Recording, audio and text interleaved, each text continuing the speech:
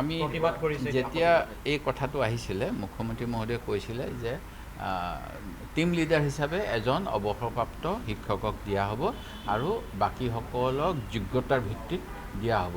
এতিয়া এই গোটেই কথাখিনিৰ পৰা মুখ্যমন্ত্ৰী মহোদয়ে পিছ হুহুকি আহিছে, শিক্ষামন্ত্ৰীয়ে পিছ হুহুকি আহিছে আৰু যিসকল অৱসৰপ্ৰাপ্ত এজনৰ পৰিৱৰ্তে কেইজনকে অৱসৰপ্ৰাপ্ত লোকক দিছে আৰু ইয়াৰ কি কাৰণ আমি নাজানো। যি সময়ত নতুন নতুন ফিল্ডত আজিকালি ল'ৰা ছোৱালীবিলাকে যুৱক যুৱতীসকলে পাছ কৰি আহে, তেওঁলোকে নতুন নতুন কথা শিকাব পাৰিলে হয় আমাৰ যিসকলে শিক্ষা অনুষ্ঠানবিলাকত পাঠ গ্ৰহণ কৰিব।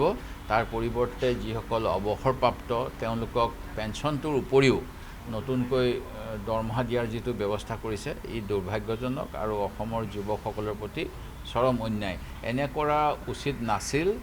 বোধ কৰোঁ ৰাজ্য চৰকাৰৰ দুটা কথা হ'ব, এটা বিত্তীয় অৱস্থা ভাল নহয়, সেই গতিকে তেওঁলোকে আৰু পেঞ্চন পাতি দিব লাগিব বা কিবা কৰিব লাগিব বুলি ভাবিছে, অথবা যিসকলক তেওঁলোকৰ কেতবোৰ সংস্থা আছে অৱসৰপ্ৰাপ্তসকলৰ বাবে, পূৰ্ব সৈনিকসকলৰ বাবে, ইয়াৰ যোগেদি তেওঁলোকে এটা বিশেষ আদৰ্শ খুব বেছিকৈ প্ৰচাৰ কৰে।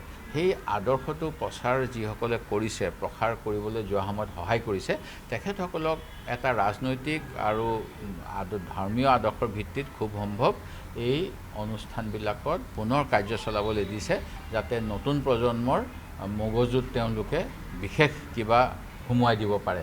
সেইটো এটা আপোনালোকে এইটো মই আৰু খুব বেছিকৈ নকওঁ। আজিৰ বাতৰি কাকতো খুব সম্ভৱ ওলাইছে।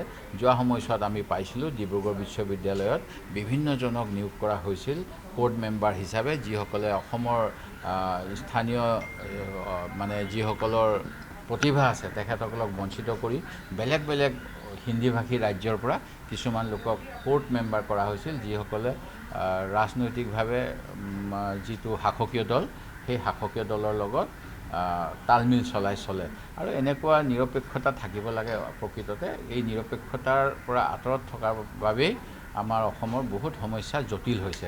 এই বিষয়ে ক'বলৈ গ'লে মই ইন্দ্ৰজিৎ গুপ্তই সংসদত দিয়া ভাষণটোৰ কথা ক'ব লাগিব। মই এতিয়া এইবিলাক ক'ব নিবিচাৰোঁ, তিক্ততা আৰু বঢ়াব নিবিচাৰোঁ।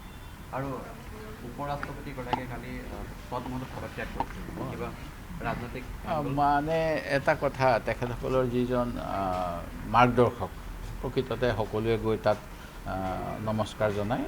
ৰাষ্ট্ৰীয় স্বয়ংসেৱক সংঘ তেওঁলোকৰ আৰু দলৰো এটা সিদ্ধান্ত আছিল যে তেওঁলোকৰ বয়স ৭৫ বছৰ হৈ গ'লে এৰি দিব লাগে। মোৰ বিশ্বাস হয়, বোধ কৰোঁ এই দিশত কিবা এটা বৰ্তমানৰ যিসকলৰ বয়স বেছি হৈ গৈছে তেখেতসকলৰ বিৰুদ্ধে ভিতৰুৱাভাৱে কিবা ষড়যন্ত্ৰ চলিছে নেকি, সেইবাবে চাগে বাধ্য কৰিবলৈ এনেকুৱা শীৰ্ষ পদবী। তেওঁ বিশেষ কাম নাথাকে। চাওক, উপৰাষ্ট্ৰপতি কি কাম থাকে? আমাৰ যেতিয়া তৰুণ গগৈ ডাঙৰীয়াক বিসম্বাদৰ সময়ত কৈছিল উপৰাষ্ট্ৰপতি দিয়া হ'ব, তেখেতে তেতিয়া কৈছিল মই পাগল নেকি বুলি। দৈনিক অসমৰ প্ৰথম পৃষ্ঠাৰ নিউজ আপোনালোকে খুচৰি ল'ব।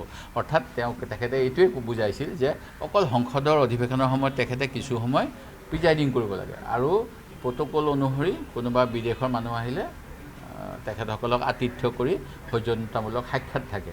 এনেকুৱা এটা ইমান লাইট ডিউটি থকাৰ পিছত তেওঁ যেতিয়া স্বাস্থ্যৰ হেঁচা দিছে, ইয়াতে অলপমান আৰু লাইনবিলাক ভালকৈ পঢ়িব লগা বুলি মই ভাবোঁ। যিকোনো খবৰৰ বাবে যোগাযোগ কৰক 7099017330 লগতে 7099017110 নম্বৰত।